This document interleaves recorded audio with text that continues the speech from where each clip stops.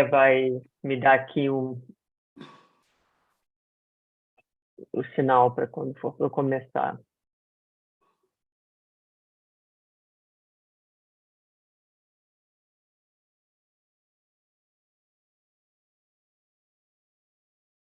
Espera aí, Su.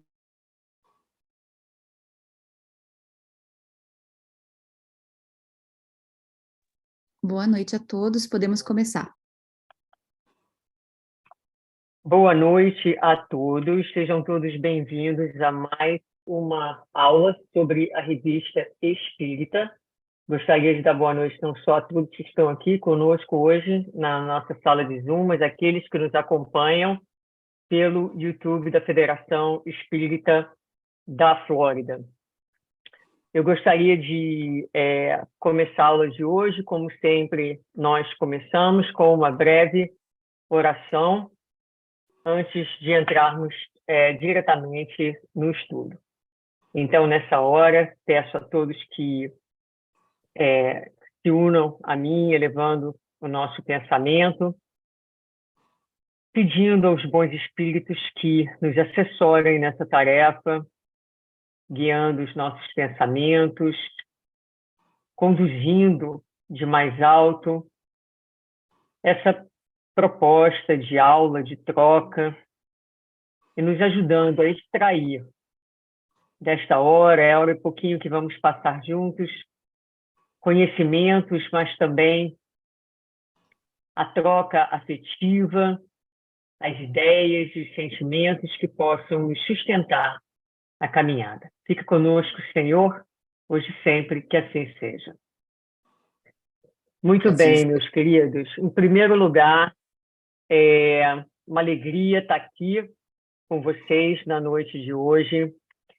Nós tivemos até então, eu gostaria de começar, não sei se tem alguém chegando, entrando pela primeira vez hoje com a gente no YouTube, seja muito bem-vindo. Se tem alguém novo na nossa sala de Zoom, por favor, use o chat, ponha o seu nome, diga para a gente de onde você é. Nós temos uma equipe que trabalha coletando os comentários. E os comentários do chat também servem, como é um grupo grande e bastante heterogêneo, a pessoas que têm algumas perguntas que às vezes estão ficando um pouquinho perdidas aí no curso das aulas, que são aulas que realmente têm uma dinâmica de ir e vir, de buscar nos livros. Então, se você em algum momento está um pouco perdido, fique à vontade de colocar sua pergunta lá no chat, porque nós vamos também olhar essas perguntas e, se não respondermos durante a aula, para não quebrar o ritmo da aula, mas nós vamos, essa equipe, se comprometer em responder as perguntas ou guiar os alunos para que eles encontrem as suas respostas. Então, com isso, eu gostaria também de orientar o próprio grupo e aqueles que estão chegando, dizendo que nós começamos esse estudo, primeiro contextualizando, né, a Revista Espírita. Usamos um texto de Obras Póstumas, um artigo de Herculano Pires, onde ele trazia ideias contextuais que nos ajudaram a localizar a revista, o seu propósito. E, depois disso, nós entramos na introdução feita pela Federação Espírita Brasileira, a edição, a tradução que nós estamos estudando. É nessa introdução que nós estamos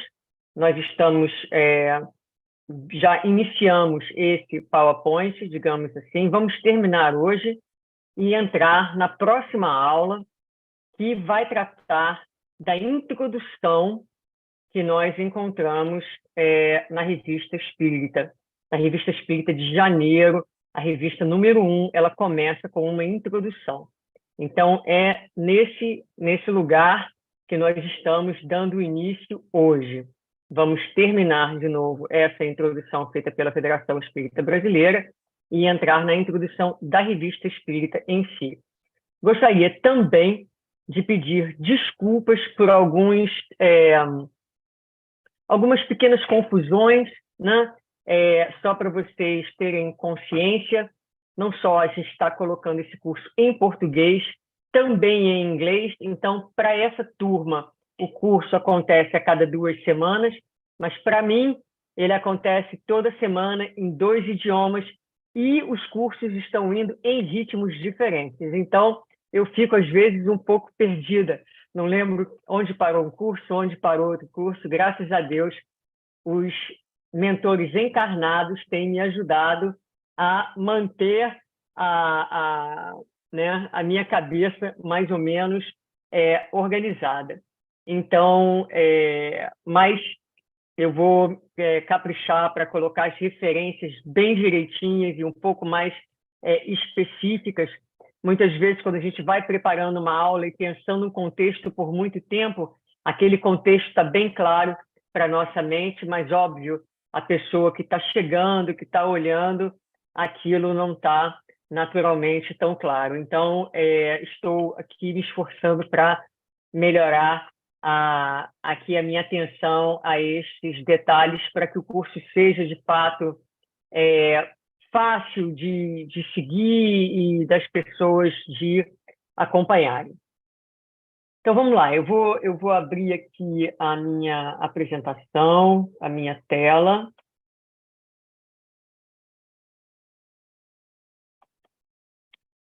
Vamos ver se eu abro certo. Ok. Então, eu me fui informada de que nós paramos neste slide, que aqui está, na última vez. Essa foi a última discussão, a última conversa que nós tivemos.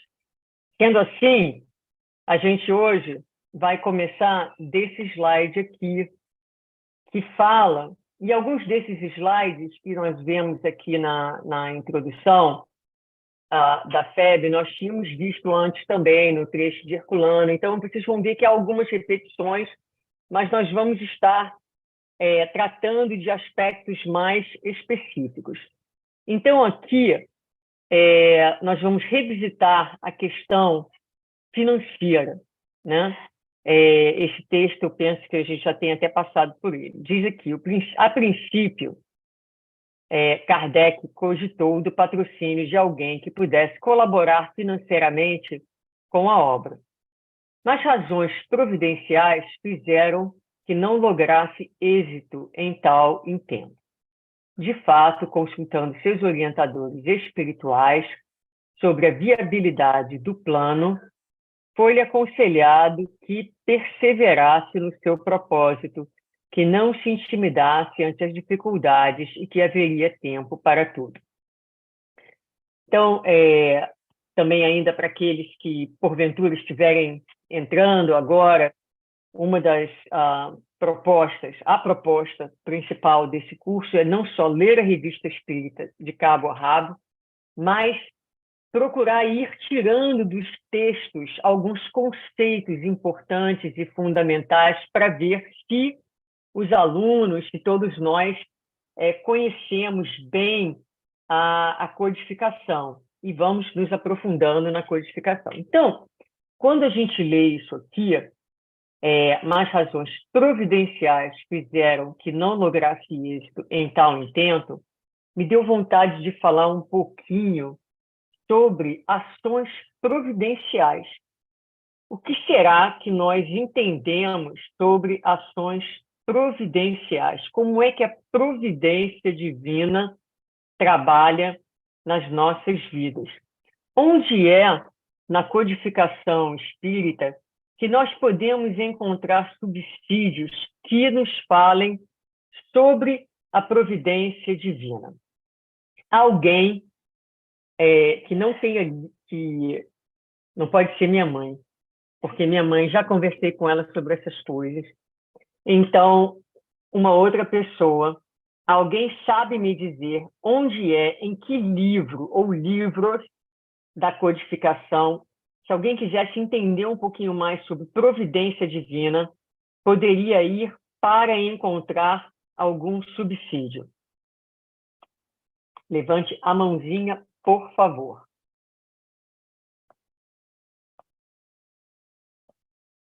Teca. Se eu entendi a questão, é aonde na codificação, qual dos livros, que a gente pode encontrar subsídios para compreender o que foi dito a Kardec? É essa a pergunta? Para compreender o conceito da providência divina. Ah, O que é primeiro... providência divina? Como a providência divina atua nas nossas vidas? Bom, Onde a gente encontra isso? Bom, para mim, eu encontrei não só no livro dos Espíritos, mas como muito no Evangelho, segundo o Espiritismo. Então, se está no livro dos Espíritos, alguém tem noção de que pergunta ou como é que isso foi tratado no livro dos Espíritos?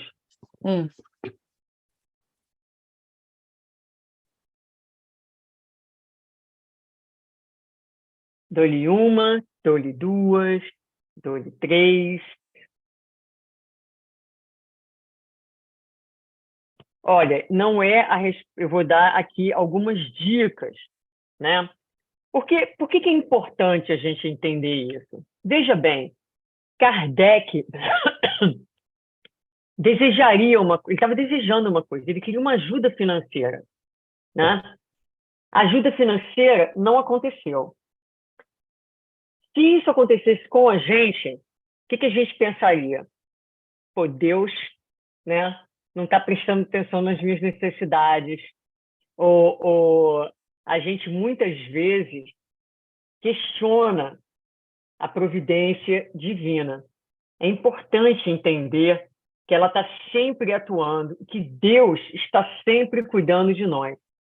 E que ainda que a gente não consiga enxergar o benefício imediato da providência divina, muitas vezes, mais tarde, a gente vai ter clareza de que aquilo que aconteceu e que nós chamamos de uma coisa ruim, mal, na verdade, foi a ação de Deus nos protegendo ou nos desviando para resultados e oportunidades melhores. Esse é um conceito-chave dentro da doutrina espírita, muito importante, porque o não entendimento da ação providencial e amorosa de Deus cria dúvidas no coração da criatura, paralisa a criatura e, muitas vezes, é nascente de sentimentos de revolta e de não aceitação. Então, Kardec teve as portas fechadas, digamos assim, perseverou e, no futuro, passado um tempo, ele vai reconhecer o quão providencial foi ele não ter tido aquela ajuda, porque deu a ele a liberdade de ação no que tangia a gerência da Revista Espírita. Então, queridos, olha, questão 87 de O Livro dos Espíritos. Se tiverem o livro na mão, abram o livro, vou dar um minutinho. E isso é só um exemplo, tá? A gente aqui não dá para exaurir todos os lugares que aparece a questão da providência divina, mas eu vou dar uma questão do Livro dos Espíritos e um texto maravilhoso para vocês de referência. Então, a questão 87 diz: os espíritos ocupam uma região determinada e circunscrita no espaço? E a resposta é: os espíritos estão por toda parte, povoam infinitamente os espaços infinitos. Há os que estão sem cessar ao vosso lado, observando-os e atuando sobre vós sem que o saibais, já que os espíritos são uma das forças da natureza e os instrumentos de que Deus se serve para a execução de seus desígnios providenciais. Nem todos, porém, vão a toda parte, pois há regiões interditas aos menos adiantados. Então, aqui, a gente não tem uma resposta do que seja a providência divina, mas como ela atua. Deus atua através de seus mensageiros, através dos espíritos superiores que, estando junto a nós, vão trazer, por exemplo, as intuições, vão organizar situações, muitas vezes, na nossa vida que nós achamos que são ao acaso, mas, como diz a música, o acaso não existe, né? E, então, essa é a maneira como Deus atua e cuida de todos nós, através dos espíritos, através uns dos outros. Mas há um texto belíssimo e que fica de recomendação de leitura, vale muito a pena, em a Gênese, capítulo 2, que fala sobre Deus. E um dos itens da Gênese é exatamente a providência, certo? E ali os espíritos vão trazer para nós, por exemplo, uma analogia que eles dizem que é muito longe de retratar verdadeiramente como Deus atua, mas que nos dá concretamente uma ideia, ainda que fraquinha, mas significativa. Então, ele vai falar dos peixes no oceano, não é? E que quando um peixinho se move, aquilo se reverbera, aquela onda, e vai afetar a todos os outros peixes dentro daquele oceano. Nós estamos, assim, imersos no fluido universal, que seria a água desse grande aquário. E através desse fluido, toda vez que nós pensamos, toda vez que nós agimos, o nosso pensamento, a nossa ação também reverbera em formas de ondas. E é assim que o que eu penso aqui repercute em outra parte, que o que eu faço afeta outras pessoas, mas é assim também que Deus tem consciência de todos os nossos movimentos e nos acompanha individualmente. Essa noção desse acompanhar de Deus individualmente, particularmente, se encontra também dentro do Evangelho segundo o Espiritismo. Mas, por agora, eu realmente, quem quiser entender um pouquinho mais, compreender a questão da providência, não é difícil de ler, leia este capítulo. Alguém gostaria de acrescentar alguma coisa a mais? E, se ler e tiver alguma dúvida, pode também encaminhar as suas perguntas. E essas perguntas, porque são referentes ao texto, podem ser colocadas no nosso grupo de chat do WhatsApp. Eu vou olhar e, dentro do possível, a gente busca responder se alguém não conseguiu entender alguns dos conceitos. Lígia, liga o microfone.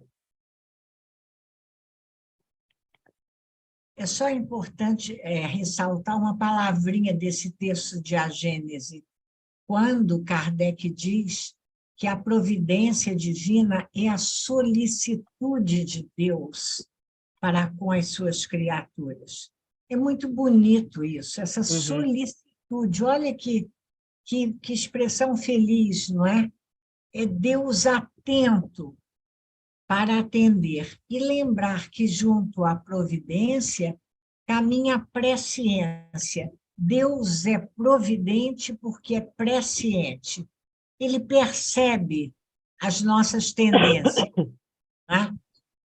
O encaminhamento do nosso movimento evolutivo. E daí a sua providência, a sua solicitude na compreensão ainda das nossas dificuldades, não é? Então, ele é previdente e providente. Previdente e providente. Está lá nesse capítulo 2, eu acho. Uhum. Deu para entender a diferença de previdente para providente? Ele prevê, porque Deus ele tem a visão do alto, não é? Então, um exemplo que é bem fácil da gente entender, que é o ponto de vista que está lá no Evangelho segundo o Espiritismo. Quando nós olhamos, o nosso olhar é da base, é do vale. Então, a gente só tem a visão daquilo que está ali naquele momento, mas Deus vê de cima. Quando a gente sobe a montanha, a gente vê quem está vindo, a gente vê quem já passou, a gente vê o movimento do ponto, mas tudo que está acontecendo ao redor. Essa visão desse tudo que está acontecendo ao redor que permite a Deus prever e prover como consequência da previdência. Bacana isso, não é? É bem legal esse conceito. Então, muito bem. Então, vamos seguir em frente. Então, aí fica mais claro entender, e Kardec confiava, então, na providência divina. E foi aqui, a gente já respondeu a esse slide, vamos passar para o próximo agora. Então, aqui, olha, são as instruções da Kardec, que nós também havíamos passado, e os espíritos dizendo aqui a Kardec que seria necessário a ele dispensar bastante cuidado ao trabalho a fim de assentar as bases de um bom êxito durável. Apresentá-lo defeituoso seria melhor não fazer nada, porquanto a primeira impressão pode decidir o seu futuro. E aí a gente entra nesse segundo parágrafo, que é onde a gente vai parar um pouquinho. Porque aqui o texto vai dizer, inicialmente, né, deves cuidar de satisfazer a curiosidade, reunir o sério ao agradável. O sério para atrair os homens de ciência, o agradável para deleitar o vulgo. Essa parte é essencial, porém a outra é mais importante, visto que sem ela o jornal não teria fundamento sólido. Em suma, é preciso evitar a monotonia por meio da variedade e congregar a instrução ao sólido interesse. Nós já havíamos passado por essa parte, mas eu sublinhei aqui a palavra inicialmente e a palavra curiosidade. E aí, nós tínhamos como uma das leituras recomendadas anteriormente a leitura da conclusão do Livro dos Espíritos, do item 5. E já não sei quem leu, já não sei se se lembram, do que dizia lá o item 5. Alguém que leu, lembra, conseguiria dizer mais ou menos o que fala esse item 5, o que é uma das ideias principais lá no terceiro parágrafo do item 5?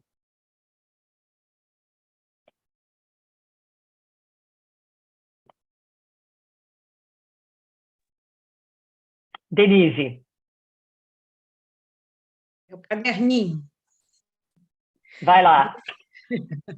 Nesse item 5, ele fala praticamente quase que a mesma coisa que os espíritos falaram para o Kardec, né? Bingo, né? Por isso a leitura. Então, se apresentam 3 períodos distintos. Primeiro, o da curiosidade, que foram os fenômenos. Uhum. Segundo, a do raciocínio e da filosofia. E o terceiro,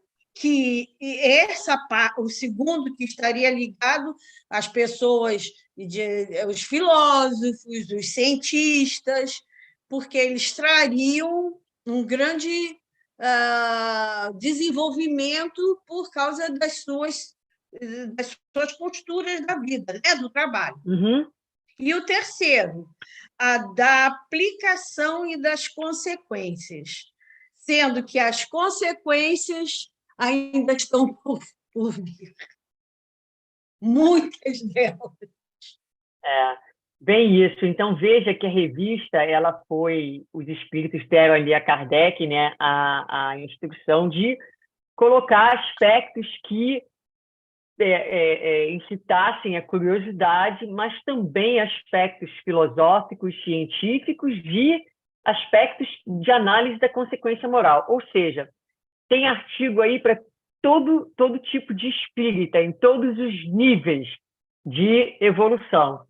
E nessa conclusão, ele vai falar exatamente isso que a Dê colocou para a gente, né?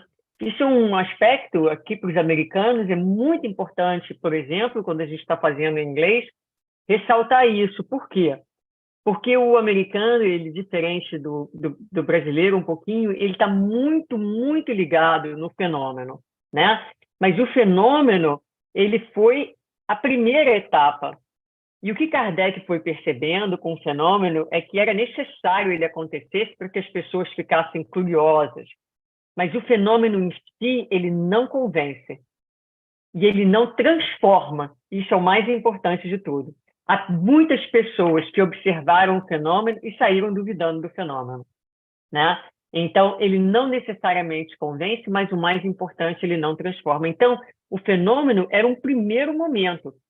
Depois do espiritismo, entra num segundo momento, que agora vamos entender o que está por trás, as leis que regem esse fenômeno, as leis de comunicação e de relação do mundo dos espíritos e do mundo dos encarnados, para depois a gente deduzir as consequências morais, para depois entrar num terceiro momento, que é o entendimento, a aplicação e a vivência. Nós não vamos, por exemplo, ser considerados um mundo de regeneração enquanto a gente continuar cuspindo teoria espírita sem conseguir vivenciar essas ideias, né, no nosso dia a dia e na nossa vida de relações. Eu acho esse parágrafo da conclusão do Livro dos Espíritos super importante da gente entender, divulgar, pensar dentro dos nossos grupos de estudo, né, dentro das nossas conferências, porque é bastante importante esse convite, sentir o progresso das ideias. Eu acho isso também muito bacana, o progresso. O mundo só vai progredir se essas ideias encontrarem progresso dentro de nós, saírem do campo cognitivo e passarem para o campo do sentimento, para o campo dos nossos corações. E a revista, então, ela é feita para atingir a todos estes espíritos nesses pontos diferentes de consciência com relação à própria doutrina. Alguém gostaria de acrescentar alguma coisa? Lígia? Susana, só lembrando, isso é muito legal, que no livro Fatos Espíritas, aí a questão do fenômeno, que não convence, como você disse muito bem. William Crookes, ele faz todas as verificações, não é? Sobre os fenômenos através da mediunidade como é o nome dela, menina? Fox? Não, Fox não. Como não. era? Michele, como era o nome dela, Michele? Katie Fox. Katie. Como é Katie? Katie. Não, tem um sobrenome. Era Katie. Mas, enfim, no livro, ele faz todas as verificações, termina dizendo, isso é real, mas eu continuo ateu, né? Continuo não acreditando em nada superior a isso, embora ateste a verdade do fenômeno. Então, é bem interessante isso, quer dizer, o fenômeno não convence, mas também, muitas vezes, está no pensamento objetivo, nas conclusões, você vai adiante, sem trabalhar essa parte inicial do convencimento, é pular uma etapa, né, necessária, né? Bem interessante essa referência. Você pode mandar ela certinha, onde está, capítulo, para a gente ter, né? Da médium que esqueci agora, que me veio agora essa lembrança. Tá bom. Excelente. Ana Paula. Eu estava aqui pensando, eu fiz um estudo uma vez, foi até dentro da Revista Espírita, eu não sei se eu poderia trazer, que Kardec vai tocar nesse assunto mais para frente, na Revista Espírita de 1861, dezembro. Posso trazer ou estou adiantando muito, ou a gente espera até a gente... Não, você está com a referência aí? Ele fala dessas manifestações físicas, né? Que ele diz uma parte assim, dissemos e repetimos que as manifestações físicas são o começo da ciência e que não se avança ficando no ABC, que se o espiritismo não tivesse saído das mesas girantes, não teria crescido como cresce, e talvez hoje nem mais se falasse dele. Então, ele faz de novo, ele vai tocar na importância, né, que teve, o fenômeno físico teve a sua importância, mas, né, é isso que você acabou de falar, Suzana, né, é essa questão moral, né? Maravilha. Isso está em dezembro de 1861, a Organização do Espiritismo. Também. Anotei aqui. Obrigada. Obrigada a vocês. Muito bem. Então, agora, vamos dar continuidade. Espera aí que eu já fiz bobagem aqui, só um minuto.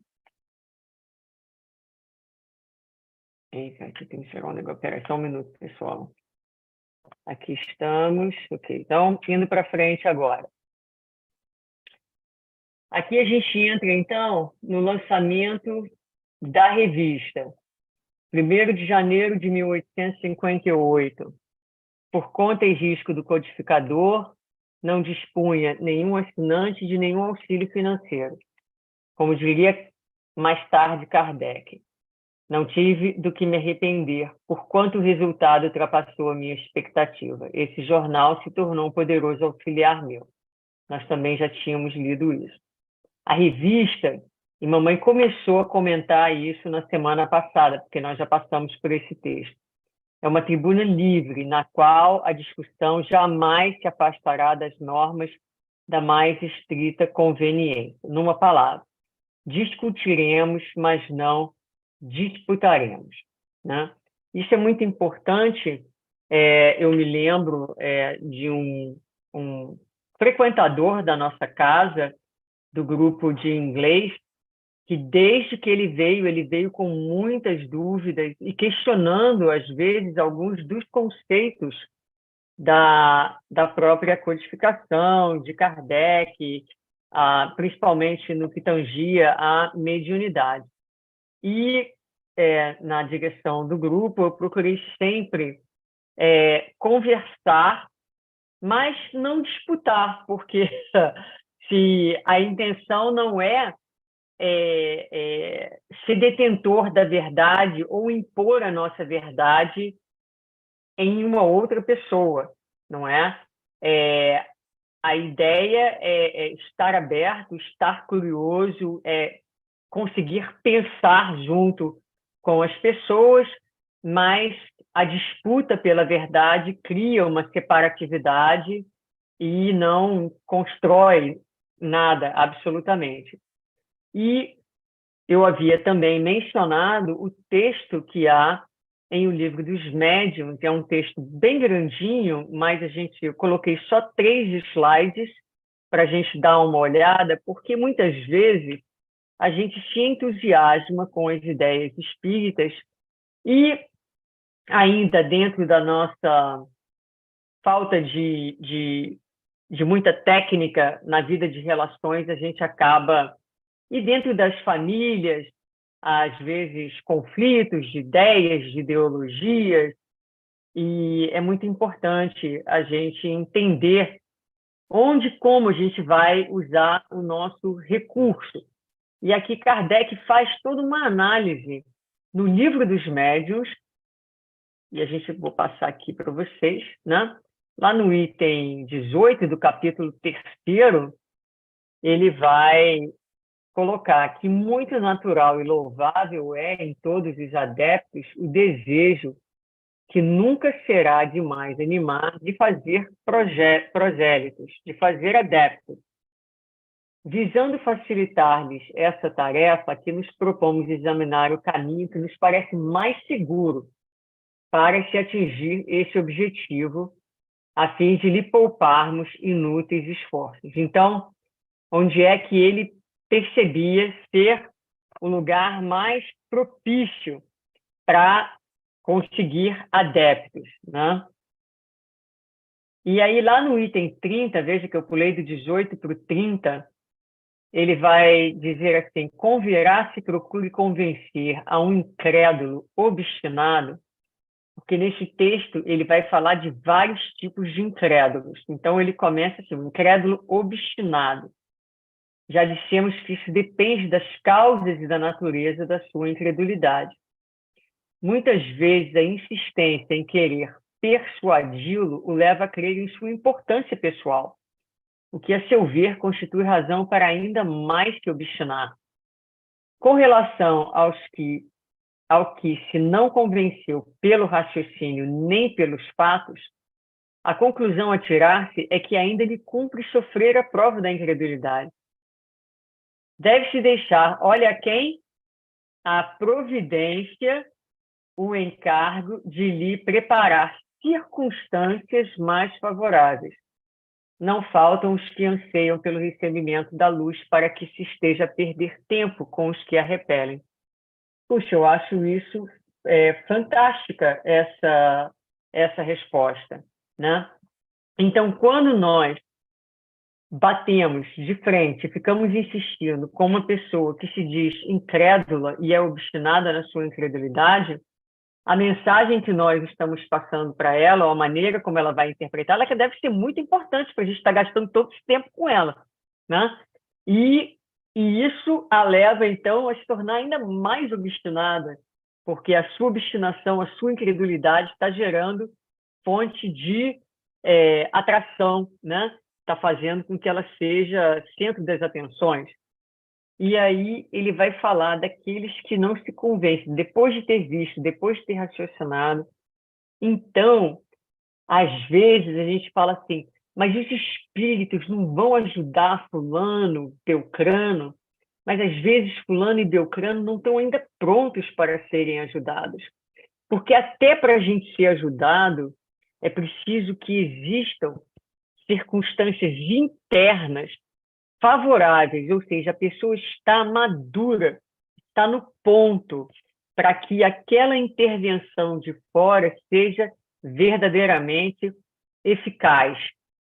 Os espíritos, então, eles sabem avaliar e deixam estes que ainda resistem a enxergar determinadas verdades a passar pela prova da incredulidade.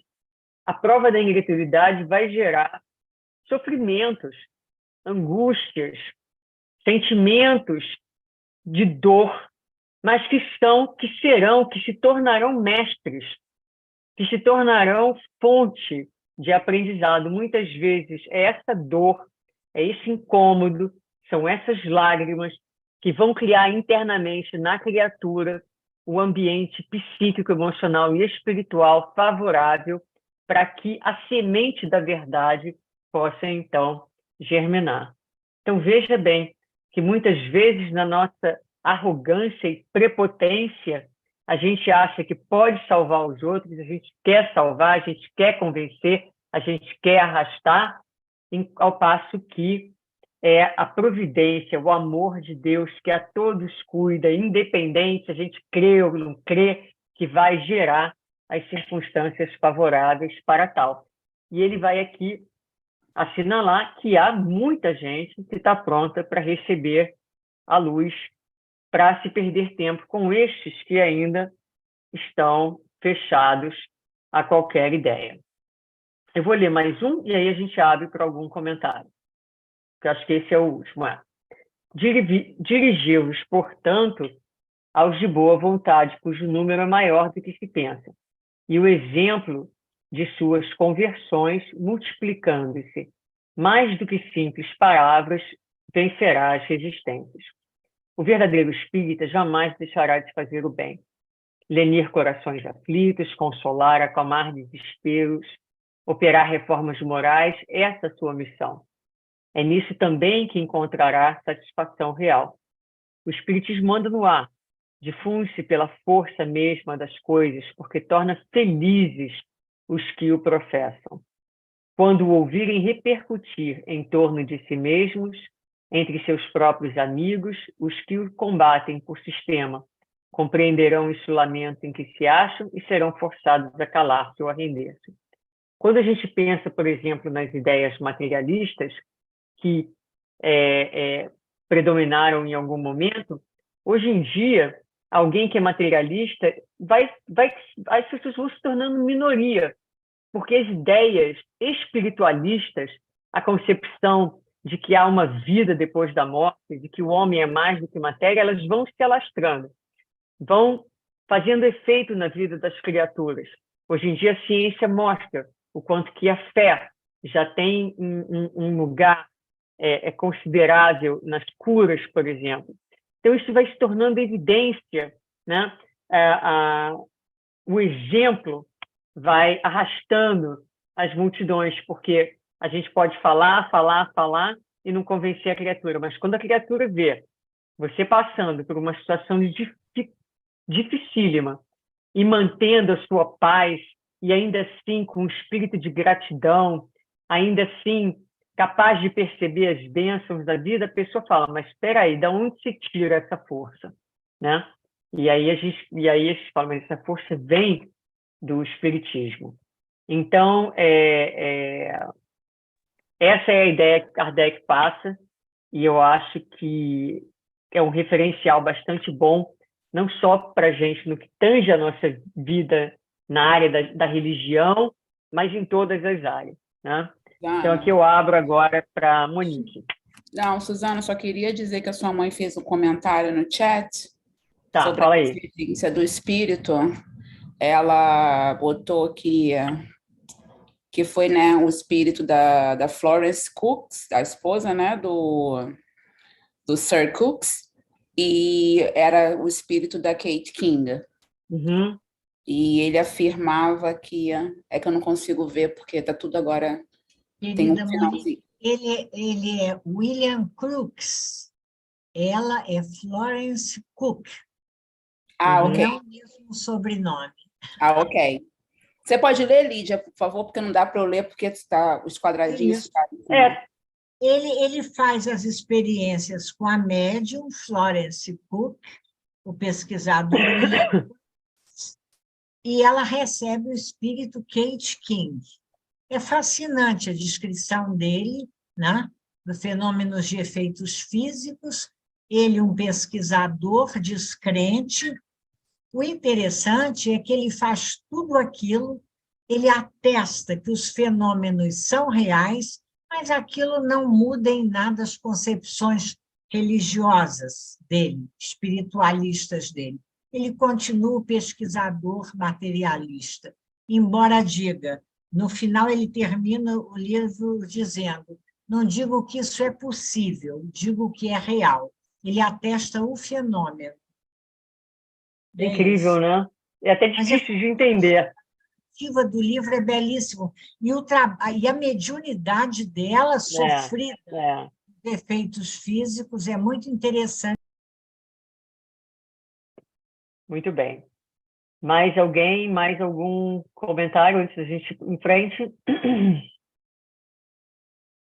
Não vejo nenhuma mãozinha levantada. Prossigamos, então.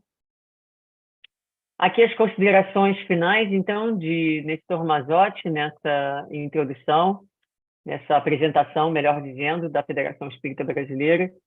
Ele vai dizer, embora ele fosse pesada a tarefa, Allan Kardec dirigiu a Revista Espírita até 31 de março de 1869, sendo responsável também pelo fascículo de abril do mesmo ano, que já se achava composto antes de sua desencarnação. Trabalhava sozinho, sem entrada de qualquer vontade estranha. Nos seus primeiros 12 anos, a Revista Espírita foi o complemento e o desenvolvimento da obra doutrinária encetada por Allan Kardec e também o seu principal esteio, ou sustentáculo. Além do codificador, a revista contou com a colaboração de centenas de participantes, encarnados e desencarnados, franceses e de outras nações, dentre os quais cientistas, literatos, filósofos, religiosos e homens do povo, cada qual ajudando a lançar, na sua respectiva esfera de ação, os alicerces sobre os quais se ergueria o portentoso edifício do Espiritismo. Muito bem. E aí nós terminamos, então, essas considerações iniciais, né? E encerramos aqui essa apresentação. Ainda temos um tempinho, então me permitam, eu vou abrir a próxima apresentação.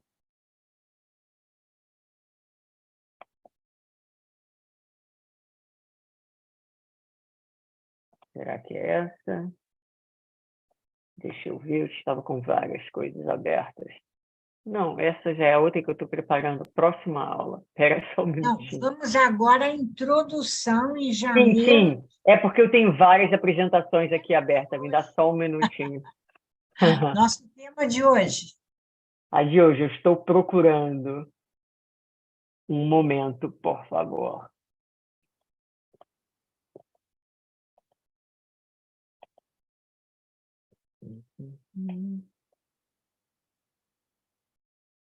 Susana, Oi. enquanto você procura, posso fazer uma pergunta para você? Porque, pelo isso que você acabou de ler, só um questionamento. Baseado com a Revista Espírita, o Kardec continuou escrevendo os livros da codificação, mas ele recebeu ou ele usou muitas coisas da Revista Espírita, modificou através da circulação da revista. Isso é um acontecimento. Eu ouvi falar sobre isso, mas eu acho que eu estou ficando exagerando aqui. Ou é uma verdade? Que ele, muitas das coisas, ele foi baseado na Revista Espírita, ele foi acabando de escrever a codificação. Isso aconteceu mesmo? Poderia ter acontecido ou eu estou viajando aqui? Alguém quer responder? Porque eu nem consegui acompanhar. Denise, quando ele diz que a Revista Espírita foi um laboratório, se você observar, a gente estudando Kardec observa, às vezes você encontra na Revista Espírita uma mensagem que foi trazida, ele colocava na Revista Espírita. A gente observa muito isso já no Evangelho segundo o Espiritismo, porque o Livro dos Espíritos e a Revista dos Médiuns o Livro dos Médiuns foram publicados paralelos à Revista Espírita. Mas já em o Evangelho segundo o Espiritismo, há mensagens que estão na sua íntegra, elas são grandes, como foram trazidas pelos espíritos e foram publicadas na Revista Espírita, e depois Kardec, percebendo a repercussão, os aspectos mais importantes, ele recorta essa mensagem para colocá-la em o Evangelho segundo o Espiritismo. Quando a gente estuda, observando a revista e o Evangelho, você vai perceber. Depois eu posso colocar para a gente um exemplo, não tenho agora de cabeça, mas há várias situações assim, em que na Revista Espírita a gente encontra aquela grande mensagem trazida por um espírito, e Kardec vai depois recortá-la, compor com ela, comentar, juntar com uma outra mensagem para compor o texto em o Evangelho segundo o Espiritismo. Daí a ideia de ser a Revista Espírita um laboratório, onde ele, como nós vimos na aula passada, colocava a ideia, sentia a repercussão, às vezes na pergunta do público ele percebia que na comunicação havia ficado uma lacuna, alguma coisa que não ficou bem explicada, ele ia lá na Sociedade de Estudos Parisienses, numa próxima reunião, e questionava aquele ponto ao espírito que estava ali, o mentor, e aí ele ia organizando melhor a ideia, suprindo essas lacunas, e depois ele publicava aí em já o Evangelho segundo o Espiritismo, a Gênese, nos livros subsequentes. Entendeu a ideia de laboratório? Obrigada. Eu já me achei também.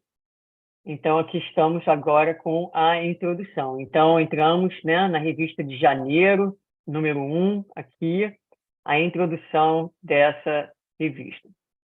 E aí, vamos então começar aqui, já, logo no início do texto, né?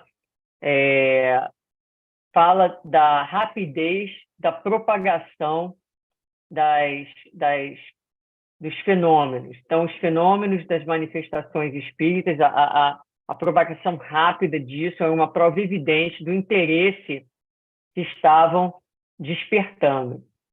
E aí ele vai ter a frase que vai dizer assim: não tardaram a chamar a atenção de homens sérios que vislumbraram a influência inevitável que viriam a ter sobre o estado moral da sociedade. Então, ainda trabalhando um pouquinho nessa ideia, né, dessa influência moral, eu gostaria de perguntar para vocês, por que é que vocês acham que o espiritismo, né, que os fenômenos, quando a gente fala assim, que alguns homens, observando aquilo tudo, né, eles conseguiam perceber a influência que todos aqueles fenômenos, tudo aquilo que estava acontecendo, ia acontecer sobre o estado moral da sociedade, qual é a correlação entre os fenômenos e a melhoria moral da sociedade? Como é que uma coisa está conectada à outra?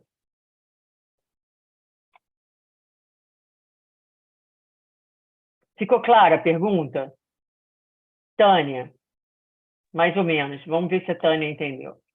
Se eu entendi, né, quando você começa a perceber que existe a continuidade da vida, que existem espíritos, né, isso inevitavelmente mexe com todo o nosso sistema, né, de crença, não só a crença em si, mas os valores morais, aquilo que eu vou fazer com aquela informação, né, não é só o fenômeno, mas essa certeza de que há algo a mais. Então, se há algo a mais, eu tenho que rever os meus conceitos de agora. Então, não é aquele o céu ou o inferno, não é só... tudo mexe com todo o nosso sistema de crença e do que nós vamos fazer com isso para a nossa melhoria como espírito imortal, né? Muda totalmente a perspectiva de como a gente se vê perante Deus e perante a vida. Não sei Perfeito, é bem isso mesmo. Mas, na época de Kardec, e eu diria que até hoje também, para muitas pessoas, a sacação de que existem espíritos e a possibilidade da comunicação levou essas pessoas, por exemplo, a consultar os espíritos sobre as questões da vida material. Não é? E aí a gente vai encontrar, dentro do que é o espiritismo, o texto que foi um pouco razão aí de confusão, da utilidade prática das manifestações, né? Porque qual é a utilidade, então? A gente vivia sem essas manifestações, agora a gente tem essas manifestações. Qual é a utilidade prática disso? E está lá, então, né, no que é o Espiritismo, é um dos textos que tinha ficado para leitura, que, na verdade, é o segundo diálogo lá do cético, né, e embaixo dele tem aí a utilidade prática das manifestações.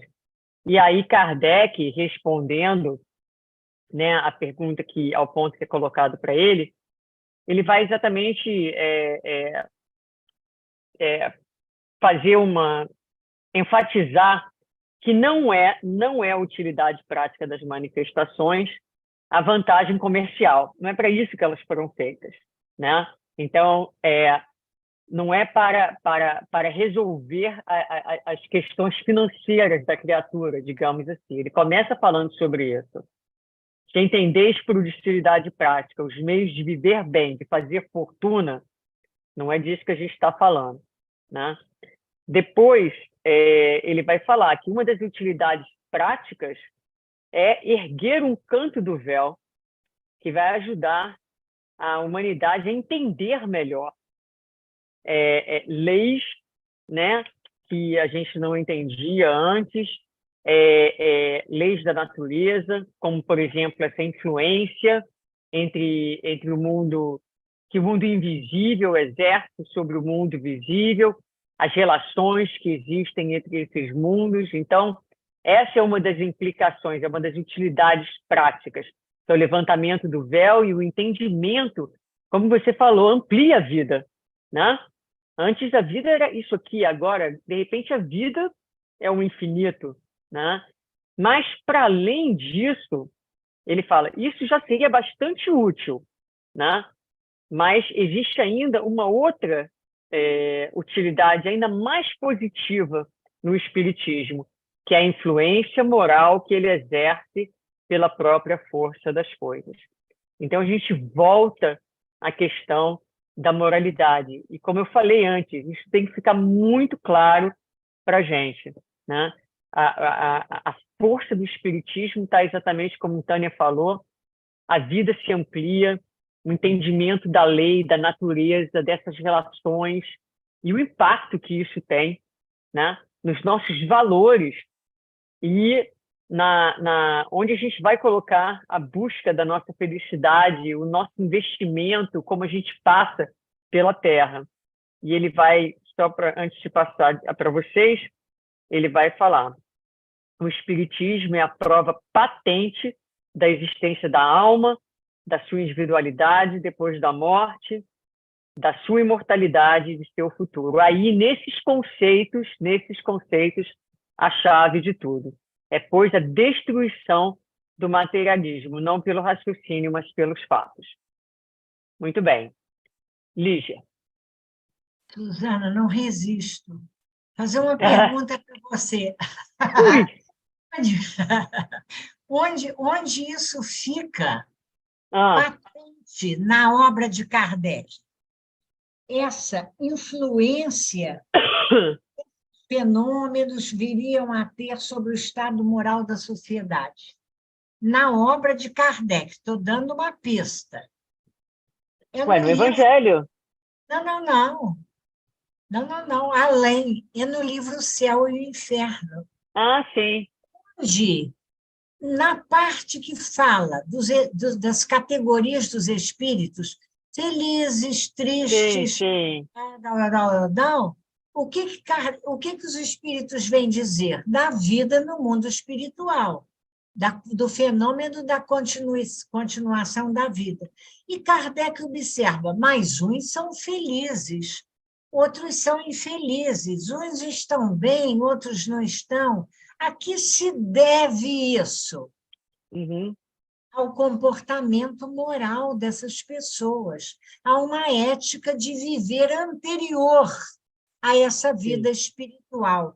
E aí ele vai aliar a vida espiritual, os fenômenos, o próprio fenômeno da comunicação, a comunicação de um estado de alma que fala exatamente do estado moral daquele espírito e, consequentemente, o estado moral da sociedade formada por espíritos. Não é verdade?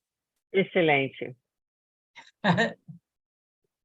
Não, muito bom mesmo, é verdade, é verdade. O Céu e o Inferno vem ilustrar para a gente, né? Essa que alguns têm hoje em dia nas reuniões mediúnicas, a gente vê essa, né? E é o que a gente vai aprendendo. A gente está ali naquela reunião mediúnica vendo a condição dos espíritos depois da morte, exatamente para ver se a gente consegue fazer diferente, né? E viver melhor, e ter uma referência daquilo que a gente não deve fazer se a gente quiser ser um pouco mais feliz, estar um pouco mais em paz amanhã ou depois. Vamos passar para a Michele? Um comentário bem rapidinho aqui é que, para nós lembrarmos, né, que esses fenômenos que foram necessários na época, inclusive, para deixar tanto estudo para nós hoje, né, tanto que essa é a moral que está aqui nos livros, e que sempre que acontece algum fenômeno hoje, por exemplo, as reuniões mediúnicas ou algum evento, alguma coisa assim, é para utilidade, né, e não para curiosidade. Então, os espíritos superiores nunca vêm para satisfazer a curiosidade de ninguém, né? Então, por isso que nós devemos tomar muito cuidado com a fonte e da onde está vindo as comunicações, porque a gente quer respostas imediatas, né? Nós não queremos, de acordo com a providência divina, né? Nós somos impacientes, nós queremos, e muitas vezes a gente recebe respostas não adequadas, né? E a gente acha que é o certo. E aí, aquele velho ditado, a gente dá com os burros na água, né? Então, é mais ou menos para a gente prestar atenção. Então, eles vêm para satisfazer, eles não vêm para satisfazer curiosidades, né? Então, adorei o que a dona Lígia falou. Obrigada, dona Lígia. Não, muito boa essa observação da utilidade. Sempre tem uma utilidade por trás dos fenômenos, a não ser quando eles acontecem de forma, né, ao acaso, mas sempre tem uma utilidade. Eu vou refazer a minha fala aqui, porque mesmo quando eles não têm um fim, assim, digamos, de cura, como muitas vezes acontece, o fim é o despertamento, o fim é, muitas vezes, a pessoas que ouvem, né, que têm... e aquilo é realmente, para essas pessoas, ainda tem a utilidade de um despertamento, né? Então, às vezes, a gente ainda vê a presença de determinados fenômenos acontecendo dessa maneira. Ô, Muito bem. Susana, os espíritos falam de uma fase de curiosidade. Sim, Então, sim. é preciso respeitar essa fase. E é preciso que nós tenhamos compreensão com aqueles que ainda estão na fase da curiosidade, porque também já passamos por ela. Porque nessa fase de curiosidade, aí que é o bonito, né, da sabedoria, da providência divina, vai chegar uma hora que aquela pessoa que está na curiosidade do fenômeno, ela vai dizer, como Kardec disse, opa, por trás disso tem alguma coisa a mais, né? Isso existe, mas dentro disso tem gente feliz e gente infeliz. Como é que é isso? O que determina esses estados de felicidade e infelicidade? Aí ele chega na influência moral da doutrina.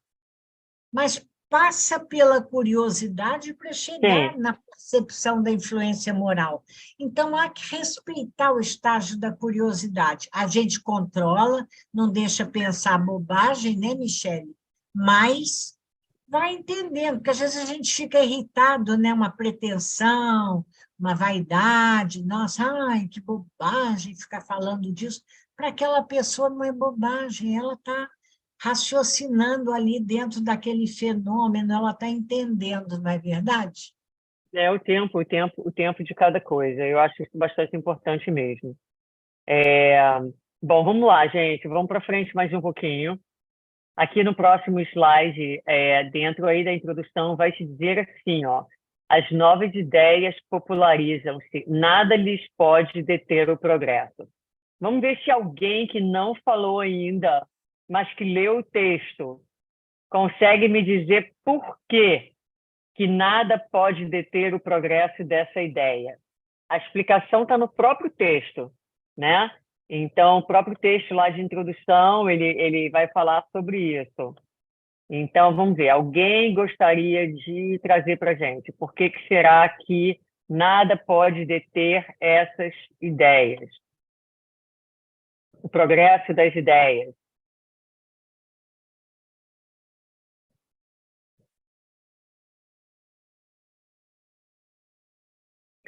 Ana, pode falar. Eu estou lembrando aqui, quando eu li o texto, eu não sei se vai ser a resposta certa, mas ele menciona algo que quando da natureza, você pode, às vezes, até retardar, mas não... como é que fala? Parar o progresso, quando é uma... Então, não tem como parar esse progresso, porque o espiritismo, entendeu? Essas manifestações, essa comunicabilidade, não tem como parar, porque é um processo da natureza. Mais ou menos essa ideia que eu fiz. Sim, muito bom. Quem mais levantou a mão? Eu acho que tem mais gente de mão levantada. Não sei se eu tô... A Kátia tinha levantado a mão antes. Kátia, vamos lá. Tem que abrir o microfone. eu levantei, mas ela respondeu, mais ou menos, ela respondeu o que eu ia dizer, que era força, que como era uma força da própria natureza, nada poderia impedir, né, que isso viesse a se tornar conhecido e irrefutável. Ele, inclusive, compara com o vapor, né? Por mais que você não acredite no vapor, ele está aí, ele eventualmente vai aparecer, e quanto mais você vai comprimir, mais força ele vai ter. Ele comenta nesse sentido. Então, achei interessante. Então, mais ou menos o que ela falou mesmo. Muito bom, muito bom. Tem mais alguém de mão levantada? É, Fernanda Ruiz. Fernanda, vamos lá.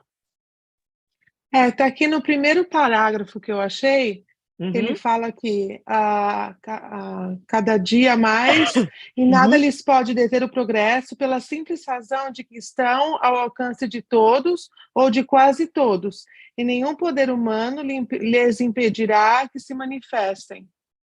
Os que abafam aqui reaparecem em outro ponto. Exato.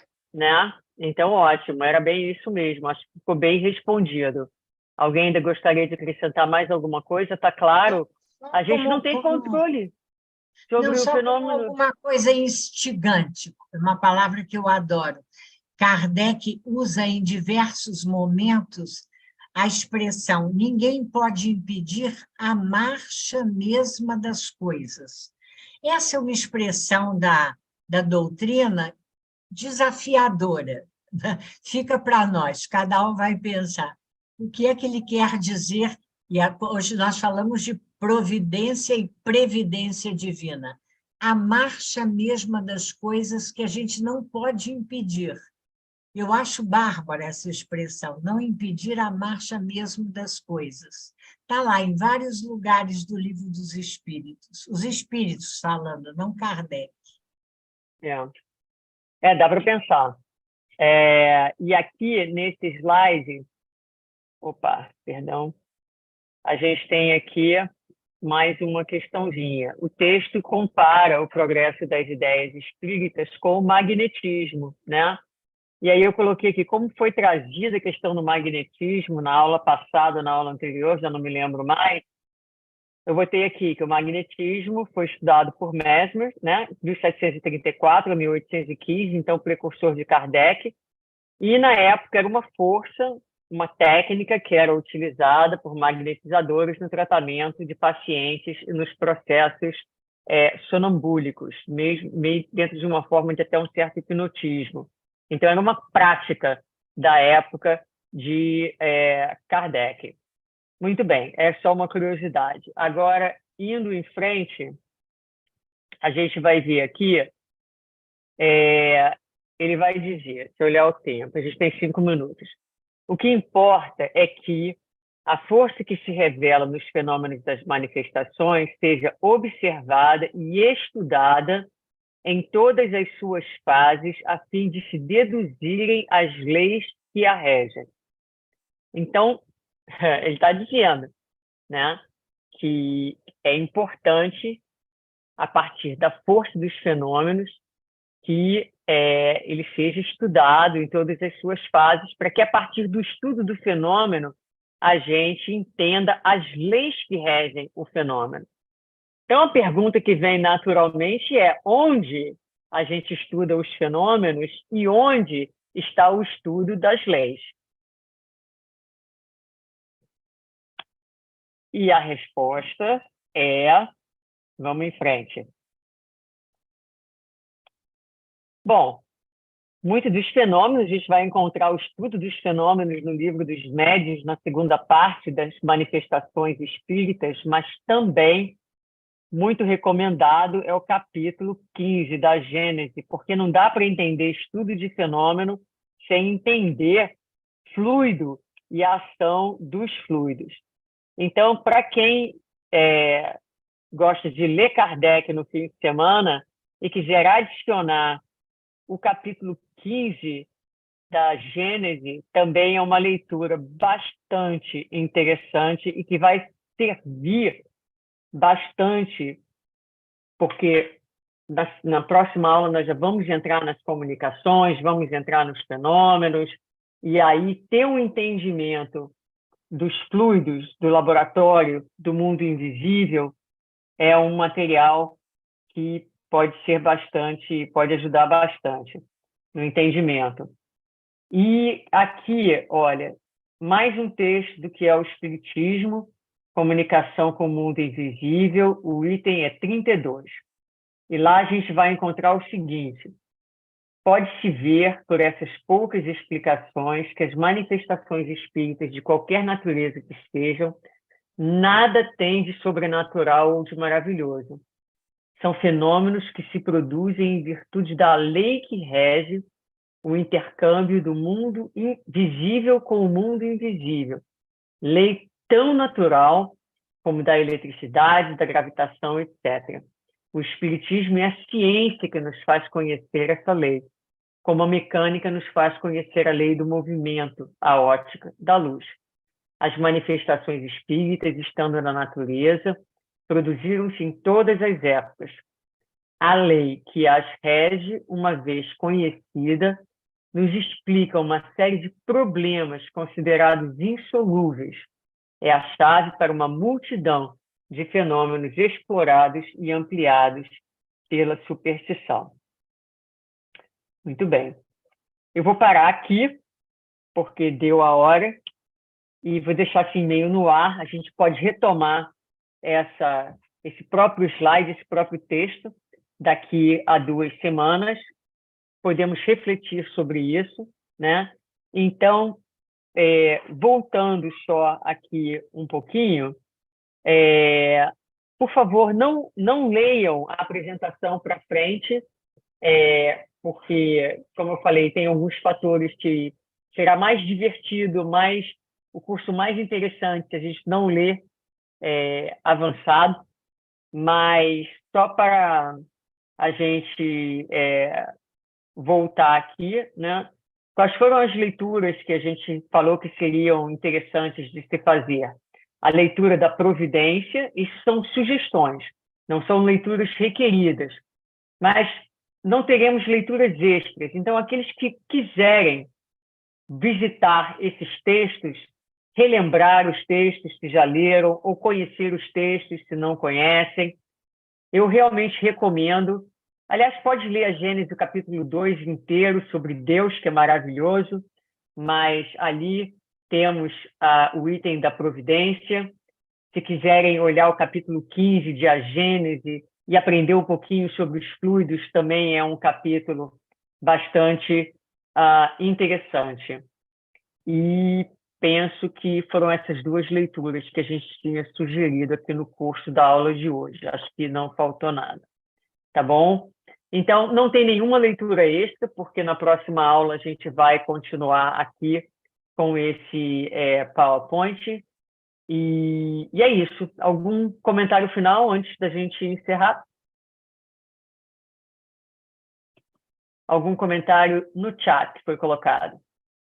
Suzana, você também falou sobre o Livro dos Médiuns, capítulo 3, número 18 e 20. Seria interessante ler esse capítulo? É verdade. Ali o método é bem interessante. Ali ele vai fazer toda a narrativa, né, do processo, e ele vai entrar em mais detalhes. Então, ele fala, por exemplo, dos incrédulos, mas aí ele vai falar de vários tipos de incrédulos. Depois ele fala daqueles que creem, mas também há vários níveis de crença. E ele vai, então, meio que esmiuçar esse processo. É bastante interessante, não é difícil, não é uma leitura difícil, não.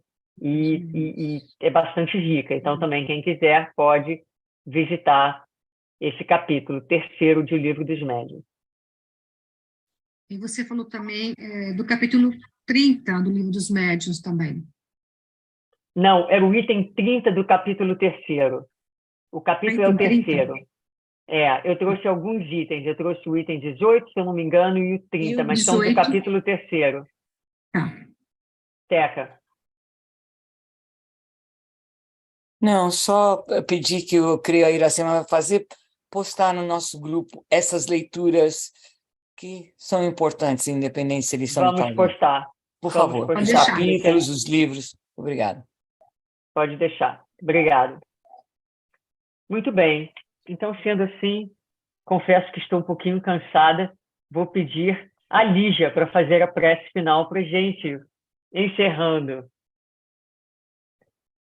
Já falei tanto, minha filha, Mas, mãe, eu falei mais do que você, então... Não, na maior alegria dizer, vamos mentalizar Jesus naqueles finais de tarde junto ao lago de Genezaré, como se ele tivesse terminado de conversar conosco sobre as lições da vida maior, e agora nós nos despedíssemos dele, agradecidos pelas bênçãos do aprendizado feito, dizendo: Senhor Jesus, Mestre amado, tão bom estarmos contigo, realizando contigo a promessa de que nos enviarias o Consolador prometido, que viria nos dizer de todas as coisas. Abençoa-nos, Senhor, para que possamos compreender agora a tua mensagem iluminada para nós pelo conhecimento espírita.